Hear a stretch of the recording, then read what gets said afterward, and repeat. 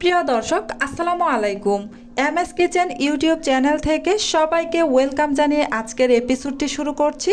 আমার আজকের এপিসোডে থাকছে কাতলা মাছের পেটি দিয়ে সিম, কাঁচা টমেটো ও সিদ্ধ করে নেওয়া আলু দিয়ে দারুণ মজার একটি তরকারি। চলুন তাহলে আর কথা না বাড়িয়ে এই রান্নাটা কিভাবে আমি করব সেটাই আপনাদের সাথে শেয়ার করি।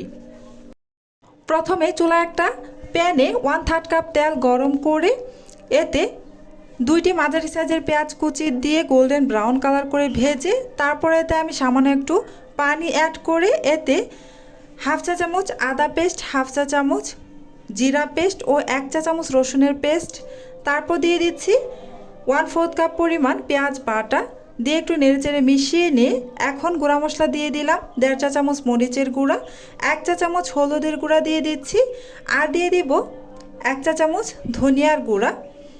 এবার দিয়ে দিচ্ছি স্বাদ মতো লবণ। এবার সমস্ত মশলা খুব ভালোভাবে নেড়ে চেড়ে মশলা থেকে তেল ছেড়ে আসা পর্যন্ত কষিয়ে নিব। আমার মশলা কষিয়ে নেওয়া হয়ে গিয়েছে, মশলা থেকে তেল ছেড়ে দিয়েছে। এবার আমি এতে দিয়ে দিব কাতলা মাছের 6টি পেটি নিয়েছি। এই পেটিগুলোকে আমি খুব ভালোভাবে ধুয়ে পরিষ্কার করে তারপর দিয়ে দিলাম।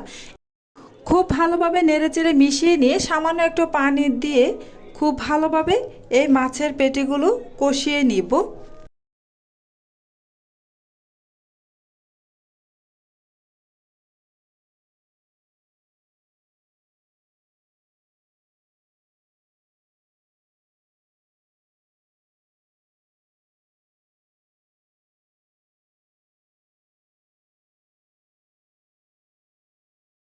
খুব ভালোভাবে কষিয়ে নেওয়া হয়ে গিয়েছে, এবার আমি মাছগুলো উঠিয়ে নিচ্ছি।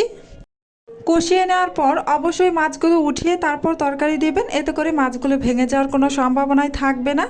এই তো এবার আমি এতে তরকারিগুলো দিয়ে দিচ্ছি। এই তরকারির মধ্যে আমি নিয়েছি 250 গ্রাম সিম আর সম পরিমাণ কাঁচা টমেটো, আরও নিয়েছি কিছু পরিমাণ সিদ্ধ করে নেওয়া আলু। এবার নেড়েচেড়ে খুব ভালোভাবে মিশিয়ে নিয়ে কিছুক্ষণ পর আবারও কিছুটা সামান্য পানি দিয়ে খুব ভালোভাবে এই তরকারিগুলোকে আমি কষিয়ে নেব।